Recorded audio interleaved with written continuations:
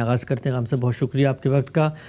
انسانی سینے میں سور کے دل کی پیوندکاری کے حوالے سے ایک رائے آپ نے بیان کی. اس حوالے سے کچھ اشکالات، سوالات جو ذہنوں میں پیدا ہوتے ہیں آپ کی خدمت میں رکھ رہے تھے. بحث کو آج میں آگے بڑھاتا ہوں. تیسرا حصہ ہے اس گفتگو کا. یہ بیان فرمائیے گا کہ آپ نے کھانے پینے کے ایک نتیجے کی مماثلت کو اس بات سے تشبیہ دی جو انسانی سینے کے اندر سور کا دل لگایا جاتا ہے کہ جو کچھ کھانے پینے سے ہونا تھا وہی کچھ تو اعضاء کو لگانے سے بھی ہو رہا ہے. تو اس کو آپ بالکل نارمل بات، ہنی امبریہ نہ سمجھیں، بلکہ صرف استقرار ہی میں ہونا چاہیے. سوال میں آپ سے پوچھنا چاہتا ہوں آج کہ ایک عالم کس علمی ذہنی سفر سے گزرتا ہے علت کو دریافت کرنے میں، عقلی اقتضاءات کو پیدا کرنے میں، اسی طریقے سے کسی مماثل صورتحال پہ حکم کا اطلاق کرنے میں. چونکہ ظاہری طور پہ تو قرآن مجید نے کہا ہے کہ بھئی کھانا نہیں ہے. اب عقل یہ کہتی ہے کہ کھانے پینے کا کام منہ سے ہو رہا ہوتا ہے تو سمجھیں اس پر پابندی ہے، لیکن آپ نے اس سے آگے بڑھ کر ایک حقیقت کو دریافت کیا.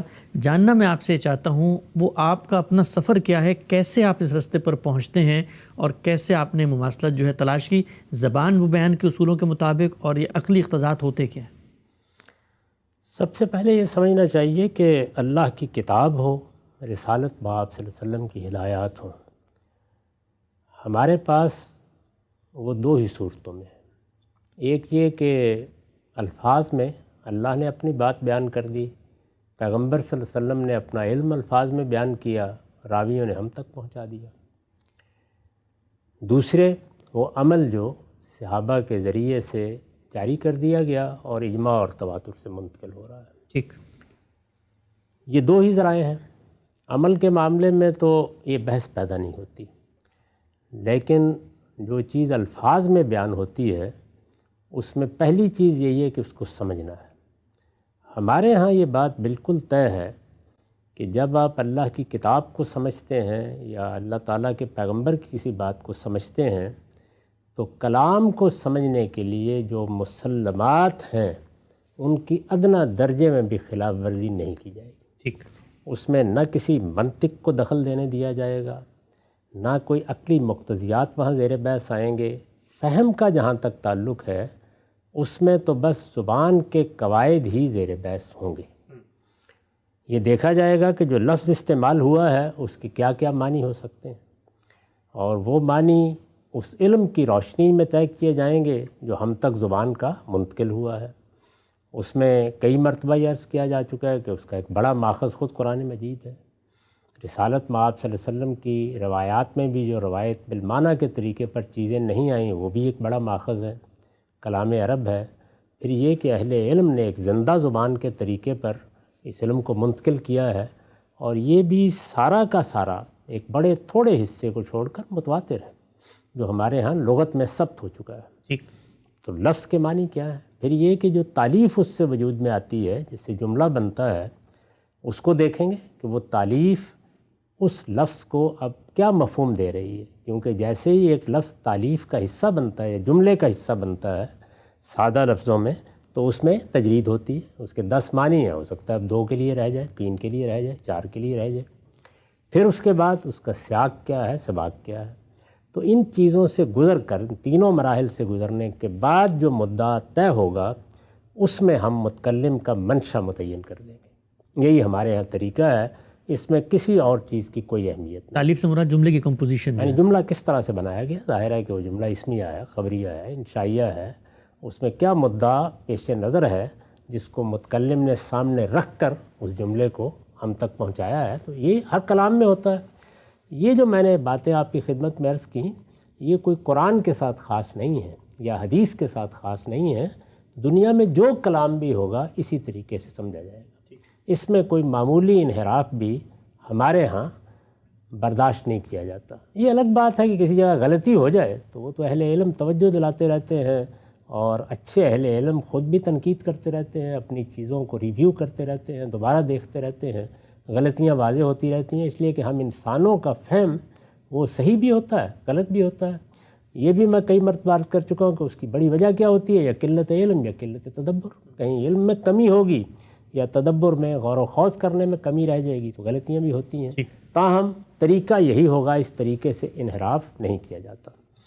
اسی باب میں نے یہ بات عرض کی تھی کہ میں اس چیز کو کسی حال میں بھی پسند نہیں کروں گا، کسی حال میں بھی گوارا نہیں کروں گا کہ قرآن مجید کی بات اس اصول پر سامنے آ رہی ہو، اس طریقے سے واضح ہو رہی ہو، اس کے الفاظ اس کی شہادت دے رہے ہوں، اور دنیا کے کسی بھی علم کو سامنے رکھ کر میں اس کی تعویل کروں۔ اچھا، میں نے عرض کیا تھا کہ اس معاملے میں میں اس کو پسند کروں گا کہ اس طرح کی تعویل کرنے کی بجائے میں زمین کے پیٹ میں جاؤں۔ کوئی مثال اس کی دیں، کیا مطلب اس کی؟ یعنی ایک بات بالکل واضح ہو گئی، طے ہو گئی، قرآن مجید نے بیان کر دیا، الفاظ کی حد تک وہی بات ہے، اب آپ کو جو کچھ معلومات حاصل ہیں ان میں کوئی چیز اس سے متصادم ہو رہی ہے۔ میں نے آپ کو یاد ہوگا کہ اپنے جلیل القدر استاذ کے بارے میں ان کی وفات پر جو مضمون لکھا ہے تو اس میں یہ واقعہ بھی بیان کیا ہے کہ جس وقت وہ سورہ رحمان کی تفسیر کر رہے تھے تو وہ مقام آ گیا جس میں موتیوں کے بارے میں یہ کہا گیا ہے کہ یخرج منہم اللؤلؤ والمرجان، کہ وہ کھاری پانی سے بھی نکلتے ہیں اور وہ میٹھے پانی سے بھی نکلتے ہیں۔ قرآن کا بیان ہے۔ چونکہ ہمارے مفسرین عام طور پر یہ بیان کر چکے تھے اور تفسیروں میں اکثر لکھا ہوا ہے کہ موتی صرف موتی صرف کھاری پانی سے نکلتے، میٹھے پانی سے موتی نہیں نکلتے۔ یعنی ان لوگوں کے سامنے ان کی معلومات کی حد تک فریش واٹر پلس کا کوئی تصور نہیں تھا، یہ بات نہیں تھی۔ تو انہوں نے بھی اس کو پڑھا اور پڑھنے کے بعد مجھ سے یہ کہا کہ قرآن مجید کی تعویل تو نہیں ہو سکتی، قرآن بالکل صراحت سے کہہ رہا ہے، اس نے جو مثنیٰ کی ضمیر استعمال کی ہے اس کی تعویل کرنا یہ کسی طرح ممکن نہیں ہے۔ اس لیے بہرحال دیکھ لیں کیا ان لوگوں کی بات صحیح ہے یا غلط ہے، لیکن غلط ہو یا صحیح، اب موتی بھی میرے سامنے آ کر اگر یہ کہیں کہ ہم صرف کھاری پانی سے نکلتے ہیں تو میں ان کی بات ماننے سے انکار کر دوں گا کہ تمہیں غلطی لگی ہے۔ اللہ کی کتاب میں کوئی غلطی نہیں ہو سکتی۔ تو اس لیے اسی عزم کے ساتھ، اسی ارادے کے ساتھ ہم نے قرآن کو پڑھا بھی ہے، سیکھا بھی ہے اور اس پر کام بھی کرتے ہیں۔ تو اس کا تو کوئی سوال ہی نہیں ہے، یہی اصول ہوں گے، یعنی لفظ کو دیکھا جائے گا، اس کے معنی کیا ہے، اہل عرب اس کو کن معنی میں استعمال کرتے ہیں، ان معنی کے جو ماخذ طے ہیں پہلے سے جن کی طرف میں نے اشارہ کیا انہی کی مراجعت کی جائے گی، اس میں کسی منطق کو، کسی چیز کو دخل انداز نہیں ہونے دیا جائے گا، اس کو جملے کی تعلیف میں رکھ کر عربی زبان کے معروف قواعد کے مطابق سمجھا جائے گا، سیاق سباق کی روشنی میں اس کی تجرید بھی ہوگی، تقیید بھی ہوگی، تخصیص بھی ہوگی، وہ اللہ کی کتاب ہی کرے گی، ہر جگہ یہی اصول ہوگا۔ اب اس کے بعد آگے بڑھیے، آگے بڑھ کر یہ ہے کہ قرآن مجید جب احکام دیتا ہے، یعنی ایک تو یہ ہے نا کہ قرآن مجید میں انذار ہے، قرآن مجید میں واقعات ہیں، قرآن مجید میں اللہ کی تنبیہات ہیں، جب وہ احکام دیتا ہے تو احکام جب ہماری زندگی سے متعلق ہوتے ہیں تو اس میں ہر جگہ یہ بات بالکل واضح ہے کہ یہ بتاتا ہے کہ حکم کی وجہ کیا ہے، حکم کس چیز پر مبنی ہے، وہ جو حکم دیا جا رہا ہے اس کی حقیقت کیا ہے، کیوں دیا گیا ہے تمہیں، یہ بتاتا ہے۔ بتانے کی کئی صورتیں ہوتی ہیں، لفظوں میں بتا دیتا ہے، احکام کا استقراء کرتے ہیں تو بالکل واضح ہو کے سامنے آ جاتا ہے۔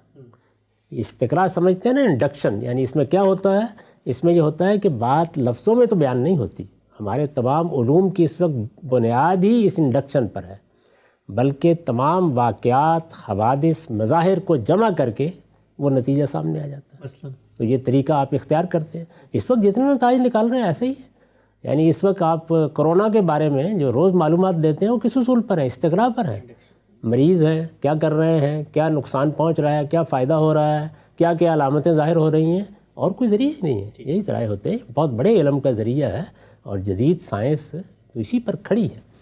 تو یہی طریقہ جو ہے یہ وہاں بھی اختیار کیا جاتا ہے کہ استقراء سے آپ سمجھتے ہیں، استقراء میں جہاں جہاں سے سمجھتے ہیں وہاں پر اسی طرح زبان کے اصولوں ہی پر بات سمجھی جاتی ہے، لیکن جو بات سمجھی گئی اس سے ہمارے پاس بہت سا علم جمع ہو جاتا ہے، اس کا نتیجہ نکال کے سامنے رکھ دیتے ہیں۔ تو یہ بھی ہوتا ہے بعض اوقات یہ ہوتا ہے کہ قرآن مجید علت تو بیان کر دیتا ہے، یعنی سبب بیان کر دیتا ہے، یہ بتا دیتا ہے کہ حکم کیوں دیا گیا ہے، لیکن اس میں ایسے اجمال کا طریقہ اختیار کرتا ہے کہ اس کے اطلاق کو پھر ہم پر چھوڑ دیتا ہے، اپلیکیشن کو چھوڑ دیتا ہے۔ اب دیکھیے اس کی کچھ مثالیں میں آپ کے سامنے رکھتا ہوں، اس سے شاید یہ بات پوری طرح واضح ہو سکے کیا ہے۔ قرآن مجید نے روزے کے احکام دیے ہمیں، اس میں یہ بتایا ہے کہ تم روزہ رکھو، روزے تم پر فرض کر دیے گئے ہیں، رمضان کے روزے ہیں، یہ بتا دیا گیا ہے کہ اس کا مقصد کیا ہے۔ یہاں میں عرض کر دوں کہ جب یہ لفظ علت بولا جاتا ہے، سبب بولا جاتا ہے، یا حقیقت سے میں اس کو تعبیر کرتا ہوں، تو یہ مقصد نہیں ہوتا، مقصد بالکل اور چیز ہے۔ اسی مثال میں دیکھیے، روزے فرض کیے گئے ہیں، ان کی حقیقت کیا ہے؟ یعنی روزے کو اگر آپ تحلیل کر کے سمجھیں تو کیا حقیقت ہے اس کی؟ اطاعت۔ لیکن مقصد اس کا کیا ہے؟ تاکہ لوگوں میں تقویٰ پیدا ہو جائے۔ ٹھیک۔ اسی طرح نماز کی حقیقت کیا ہے؟ پرستش، اللہ کی بندگی کا اعتراف کر کے اپنا سر اس کے سامنے رکھ دے رہا ہے، یہ اس کی حقیقت ہے۔ اس کا مقصد کیا ہے؟ اقم الصلاۃ لذکری، میری یاد دہانی کو قائم رکھنے کے لیے نماز کا اہتمام کرو۔ تو مقصد بالکل اور چیز ہے، یہ اس چیز کی حقیقت ہوتی ہے جو کبھی لفظوں میں بیان ہو جاتی ہے، کبھی اجمال میں ہوتی ہے اور اس کے اطلاقات سمجھنے پڑتے ہیں، اور کبھی وہ لفظوں میں بیان نہیں ہوتی، استقراء کے ذریعے سے ہم اس کو اخذ کرتے ہیں۔ تو یہاں مقصد بیان کر دیا الفاظ میں، لعلکم تتقون، روزے کی آیتوں میں، سورہ بقرہ میں دیکھیے۔ آگے ایک رخصت دی ہے۔ رخصت کیا ہے؟ رخصت یہ ہے کہ فمن کان مریضاً او علی سفر، اگر کوئی آدمی مریض ہے یا مسافر ہے تو وہ روزے چھوڑ سکتا ہے۔ تو مریض ہے یا مسافر ہے، یہ الفاظ ہیں، اس میں دو اصناف بیان ہو گئی ہیں، مریض ہونا، مسافر ہونا۔ اس کی حقیقت کیا ہے؟ یعنی جب آدمی مریض یا مسافر ہوتا ہے تو کیوں روزہ چھوڑ دے؟ وہ کیا چیز ہے جو لاحق ہو جاتی ہے؟ وہ ہے اس کے تحمل سے زیادہ مشقت۔ یعنی میں تندرست ہوں، میں گھر میں بیٹھا ہوا ہوں، تو میں ایک کام کو کرنے کی صلاحیت بھی رکھتا ہوں، قوت بھی رکھتا ہوں، لیکن مجھے بخار ہو گیا، مجھے کوئی تکلیف ہو گئی، تو اب میری وہ قوت کم ہو جاتی ہے۔ جب کم ہوتی ہے تو وہی کام جو میں عام حالات میں کر سکتا تھا، اب مجھے اس میں مشقت اٹھانی پڑتی ہے۔ یہ مشقت کون سی ہے؟ یہ وہ نہیں ہے کہ جو کسی کام کے لیے اٹھاتے ہی ہم، یہ تحمل سے زیادہ مشقت ہے۔ تو اللہ تعالیٰ نے رعایت فرماتے ہوئے مریض اور مسافر کو اجازت دے دی کہ وہ روزہ چھوڑ دے۔ آپ اگر لفظ پر ہیں تو آپ کہیں گے کہ مریض اور مسافر کو اجازت دی گئی ہے، اس کے سوا کسی اور کی بات بھی نہیں کرنی چاہیے۔ لیکن قرآن مجید نے ہم کو یہ سبق دیا ہے کہ اس طرح کے مواقع کے اوپر معاملہ ایسے نہیں دیکھا جاتا، بلکہ آپ حقیقت کو دریافت کرتے ہیں۔ تو جو حکم دیا گیا ہے، جو رخصت دی گئی ہے، اس کی حقیقت ہم دریافت کریں گے۔ وہ حقیقت ہے تحمل سے زیادہ مشقت۔ اب اس کا اطلاق بہت سی جگہوں پر ہوگا۔ مثال کے طور پر ہمارے فقہا نے کیا، انہوں نے کہا کہ جو ماں اپنے بچے کو دودھ پلا رہی ہوتی ہے، مرضعہ، کیا وہ مسافر ہے؟ نہیں ہے نا۔ کیا وہ مریضہ ہے؟ نہیں ہے۔ انہوں نے کہا وہ مشقت جو مریض اور مسافر کو لاحق ہو سکتی تھی، وہ اس کو بھی لاحق ہو جاتی ہے، اس لیے کہ یہ بچے کو دودھ پلا رہی ہے۔ اچھا، یہی صورت حاملہ کے بارے میں۔ اس کے بعد دیکھیے، ایک آدمی بوڑھا ہو گیا ہے، پیر فانی ہے، عمر کے اس حصے میں پہنچ گیا ہے، تحمل نہیں رہا، نہ مریض ہے نہ مسافر ہے، تو کیا کیا؟ یعنی انہوں نے جو بات لفظوں میں بیان ہوئی تھی وہ لفظوں ہی میں رہی، اس کو سمجھ لیا، لیکن اس کی حقیقت دریافت کی۔ اس کو کہتے ہیں الاحکام بالعلل۔ یعنی ہر جگہ جہاں حکم دیا جائے گا اس کو ہم جاننے کی صحیح کریں گے کہ اس کے اندر وہ کیا چیز ہے جس کی حیثیت حقیقت کی ہے۔ مقصد میں نے عرض کیا اور چیز ہے، حکمت بالکل اور چیز ہے۔ وہ کیا چیز ہے کہ جس پر حکم مبنی ہے، تو وہ گویا بالکل ایک قطعی چیز ہوتی ہے جس کو آپ دریافت کرتے ہیں۔ اس میں کوئی اختلاف بھی ہو سکتا ہے، وہ اختلاف تو کسی لفظ کے معنی سمجھنے میں بھی ہو جاتا ہے، لیکن اس کو دریافت کرنا ضروری ہے، لازم ہے۔ جب یہ دریافت ہم کر لیتے ہیں تو اس کے بعد ہم کو حق حاصل ہو جاتا ہے کہ وہ حقیقت کسی دوسری جگہ پائی جائے تو وہاں حکم کا اطلاق کر دیں، اور اگر نہ پائی جائے تو وہاں استثناء دے دیں۔ ایسا ہی ہوگا نا۔ تو یہ پوری بات آپ اس آیت کی روشنی میں سمجھ سکتے ہیں۔ ٹھیک، یہ کیوں لازم ہو جاتا ہے؟ آپ دیکھیے، ایک بڑا مشہور مسئلہ ہے، اس پر لوگ بات بھی کرتے رہے پچھلے دنوں، عورتوں کی عدت کا ہے۔ اللہ تعالیٰ نے وہ عدت مطلقہ کے لیے بھی مقرر کی ہے، وہ بیوہ کے لیے بھی مقرر کی ہے۔ اس عدت کے کوئی فوائد بھی بیان کیے ہیں۔ مثلا سورہ طلاق میں یہ بتایا ہے کہ اگر عدت کے لحاظ سے طلاق دو گے تو پھر گھر سے نہ نکالو، گھر سے نہیں نکالو گے تو کچھ تعلق پیدا ہونے کے مواقع ہوں گے، کیا بعید ہے کہ اللہ تعالیٰ دل موڑ دے، دل پھیر دے اور ایک اجڑتا ہوا گھر بچ جائے۔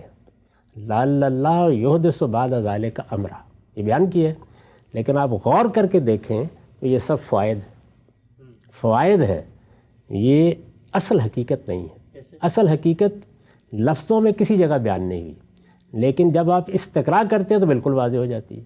مثال کے طور پر دیکھیے، اسی جگہ آگے بیان کر دیا گیا ہے کہ جب تم طلاق دیتے ہو تو عدت گزارنی ہے، عدت لازم ہو گئی، لیکن کہا ہے کہ اگر حاملہ ہے تو اب عدت وضع حمل تک ہوگی۔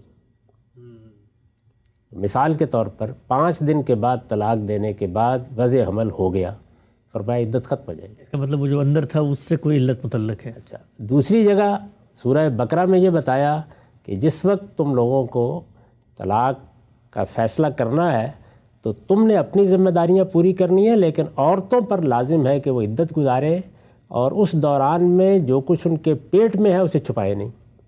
تو بتا دیا کہ اصل میں بچہ مسئلہ بن رہا ہے کہ اس کے بارے میں کوئی شبہ نہ پیدا ہو جائے، کوئی اس طرح کی چیز نہ پیدا ہو جائے۔ اس سے آگے بڑھیے، سورہ احزاب میں جا کے جب سیدہ زینب کا معاملہ زیر بحث آیا اور اس میں اللہ تعالیٰ نے فیصلہ کر دیا عدت کے بغیر ہی کہ نکاح ہو رہا ہے، تو اس میں سوال پیدا ہوا، تو جواب دیا کہ اگر شوہر کی ملاقات نہیں ہوئی ہے تو کوئی عدت نہیں۔ درا حالے کہ ملاقات نہیں ہوئی ہے تو پھر تو زیادہ ضرورت تھی نا اس بات کی کہ موافقت پیدا ہو، فوائد کے پہلو کو آپ زیادہ وہاں پائیں گے۔ اسی طرح حاملہ عورت ہے تو زیادہ امکان ہے اس کا کہ گھر میں رہے گی، زیادہ وقت گزارے گی، تو اس کے نتیجے میں بچہ بھی ہونے والا ہے، ممکن ہے شوہر کے حالات بدل جائے۔ لیکن اللہ تعالیٰ نے ان تمام احکام میں یہ بات بالکل واضح کر دی کہ عدت اصلاً کس چیز پر مبنی ہے؟ استبراء رحم، یعنی بچے کا معاملہ واضح ہو جانا چاہیے۔ تو اب یہ آپ نے متعین کر لیا۔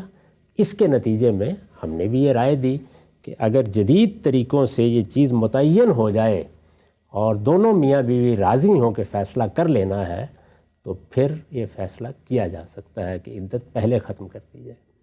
یہ ساری بات کس چیز پر مبنی ہے؟ اسی اصول پر مبنی ہے۔ تو یہاں ہم نے کیا کیا؟ یہاں کسی لفظ کے معنی نہیں تبدیل ہوئے، وہ تو ویسے ہی ہیں، لیکن ان تمام احکام کا استقراء کر کے یہ بتا دیا ہے کہ اصل علت کیا ہے۔ تو علت کس کو کہتے ہیں؟ جس بنیاد پر حکم قائم ہے، جو اس کی حقیقت ہے، اس کو بالکل منضبط طریقے سے آپ متعین کر کے بتا دیں۔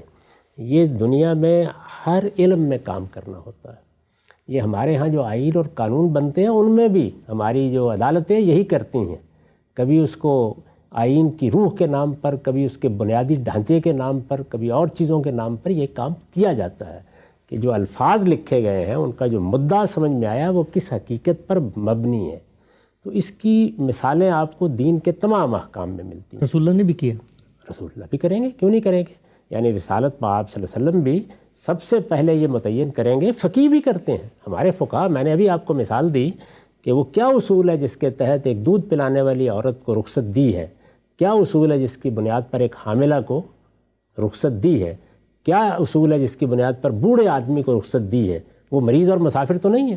تو اس میں یہ ہے کہ جو بات الفاظ میں بیان ہوئی ہے اس کی حقیقت کو سمجھا گیا ہے، اور حقیقت کو سمجھ کر حکم کا اس پر اطلاق کیا گیا ہے، اور آپ دیکھیے اس کے بعد نئی صورتیں اس میں شامل کر دی گئی ہیں۔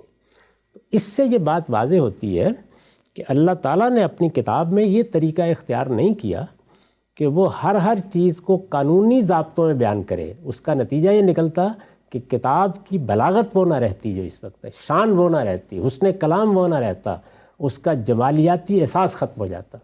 تو طریقہ یہ اختیار کیا گیا ہے کہ اس میں موزوں ترین الفاظ میں وہ بات جتنی بیان کرنی ہے وہ کر دی جاتی ہے، اور اس کے بعد جب حکم اس حکمت سے یا اس علت سے یا اس مقصد سے متعلق ہوتا ہے تو اس کو چھوڑ دیا جاتا ہے۔ تو مقصد اور حکمت یہ کسی حکم کی بنیاد نہیں ہوتے، لیکن وہ علت یا حقیقت اس کی بنیاد ہوتی ہے۔ اس بنیاد پر ایک فقیہ آتا ہے، ایک عالم آتا ہے، اللہ تعالیٰ کے دین کا فہم رکھنے والا آتا ہے، پھر وہ آپ کو بتاتا ہے کہ اس کے نیچے اصلاً یہ چیز ہے۔ تو یہ چیز ہے جس کو سامنے رکھ کر آپ حکم کی توسیع بھی کرتے ہیں اور اس میں استثناء بھی دیتے ہیں۔ تو دو چیزیں، توسیع بھی کرتے ہیں اور استثناء بھی دیتے ہیں۔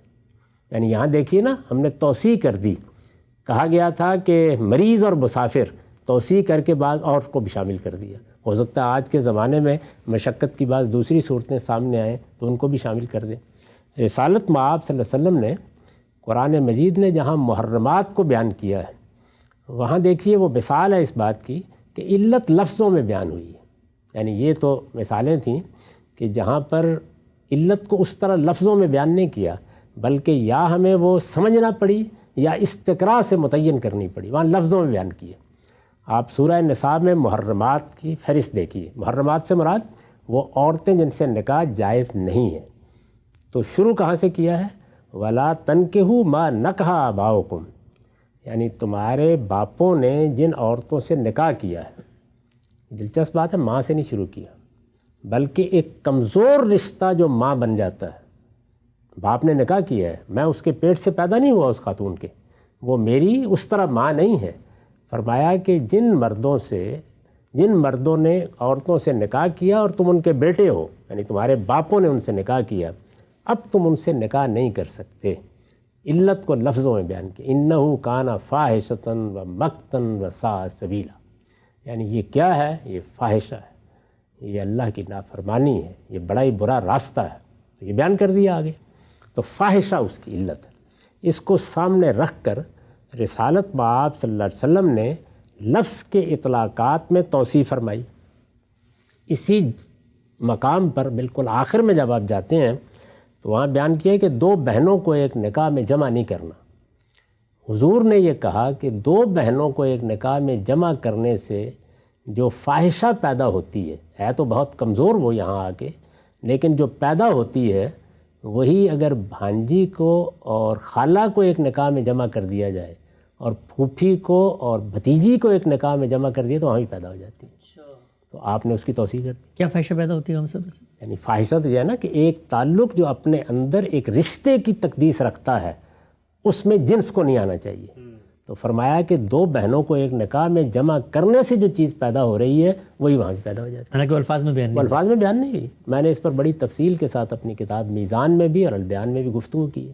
دوسری دیکھیے وہاں پر کس خوبی کے ساتھ توسیع فرمائی ہے۔ اللہ تعالیٰ نے یہ کہا کہ وہ عورتیں جن سے تم دودھ پیتے ہو وہ تمہاری مائیں بن گئیں۔ بات یہاں رہ جاتی تو بس رہ گئی، اتنی بات کافی تھی، اس میں کوئی عقلی سوال نہیں پیدا ہوتا تھا۔ یعنی اتنی بات کہہ دی کہ تمہاری رضائی مائیں تمہارے لیے حرام ہے۔ قرآن نے کہا کہ رضائی مائیں ہی نہیں، وَأَخْوَاتُكُم مِّنَ الرَّضَاعَ، وہ جو بچی تمہارے ساتھ اس عورت کا دودھ پی رہی تھی وہ تمہاری بہن بن گئی ہے۔ تو اب کیا ہوا؟ اب یہ ہے کہ براہ راست تعلق کی بجائے بالواسطہ تعلق کو بھی حرمت کی بنیاد بنا دیا۔ تو حقیقت کیا ہوئی؟ یعنی رضاعت کا تعلق براہ راست ہو یا بالواسطہ حرمت کا باعث ہے۔ تو حضور نے فرمایا، قرآن نے دو ہی چیزیں بیان کی ہیں، حضور نے فرمایا سب رشتے حرام ہو گئے، رضاعت کی بنیاد پر سب رشتے حرام ہو گئے۔ تو یہ اصل میں پہلے علت کی تعین کیسے ہوتی ہے، یعنی وہ کسی چیز کی حکم کی بنیاد اس کی حقیقت کو دریافت کرنے کا عمل ہے۔ اس کے بعد کیا ہے؟ اس کے بعد یہ ہے کہ جب وہ آپ دریافت کر لیتے ہیں تو وہ پھر ایک عقلی اصول بن جاتا ہے۔ جب وہ عقلی اصول بنتا ہے تو اب زبان کی بحث نہیں ہوتی، اب یہ بحث ہوتی ہے کہ عقل کا تقاضا کیا ہے یہاں۔ تو یہاں دیکھیے حضور نے عقل کا تقاضا ہے جس کی بنیاد کے اوپر یہ فیصلہ فرمایا کہ سارے رضائی رشتے حرام ہیں۔ عقل کا تقاضا ہے جس کی بنیاد پر یہ فیصلہ فرمایا کہ پھوپھی اور بھتیجی اور بھانجی اور خالہ کو ایک نکاح میں جمع کرنا بھی ممنوع ہے۔ اسی طرح عقلی تقاضے ہیں جن کو سامنے رکھ کر ہمارے فقہا نے وہ فیصلے کیے کہ مرضعہ کے لیے بھی روزے کی رخصت ہے، اسی طریقے سے حاملہ کے لیے بھی روزے کی رخصت ہے۔ یہ سب چیزیں کس اصول پر ہیں؟ اسی پر۔ اب ان کو سامنے رکھ کر یہ جو قاعدے اصول میں نے آپ سے عرض کیے، اگر ان میں کوئی سوال ہو تو ضرور کریں۔ ان کو سامنے رکھ کر میں اب آپ کو بتاؤں گا یہ کہ پھر جو آیت زیر بحث ہے جس میں کھانے پینے کی حرمتیں بیان ہوئی ہیں اس میں علت بیان کیسے ہوئی ہے، اس کی تعین کیسے ہوتی ہے، اس سے کیا عقلی تقاضے پیدا ہو جاتے ہیں۔ خان صاحب، انسانی جسم میں سور کے دل کی پیوندکاری پہ جو آپ نے رائے دی تھی اس پر آپ کا اپنا ذہنی سفر کیا ہے؟ آپ کیسے پہنچتے ہیں آراء تک؟ دین کو سمجھنے کی حکمتیں اور فہم دین کے جو اصول آپ بیان فرما رہے ہیں، بہت دلچسپ بحث ہے، اور سچی بات یہ ہے کہ مسئلہ تو ایک اطلاقی نوعیت کا تھا، ہم جائز ناجائز سے ہٹ کے وہ دین کا پورا فریم ورک آپ سے سمجھنا چاہتے ہیں کہ جس سے کسی درست نتیجے تک ہم پہنچ سکتے ہیں۔ وہ سوالات جو سور کے حوالے سے بہت سارے موصول ہوئے ہیں ان کو ہم زیر بحث لائیں گے اپنے مقام پر، لیکن میں چاہوں گا کہ اگر یہ 10 نشستوں میں بھی سفر جاری رہتا ہے تو اس کو جاری رکھیں اور آپ سے سمجھیں کہ دین پر غور و فکر کرنے کے اصول کیا ہیں۔ اسی مثال کی روشنی میں سلسلے کو انشاءاللہ آئندہ آگے بڑھائیں گے۔ وقت یہاں پہ ختم ہوتا ہے، اب تک آپ کے وقت کا بہت شکریہ۔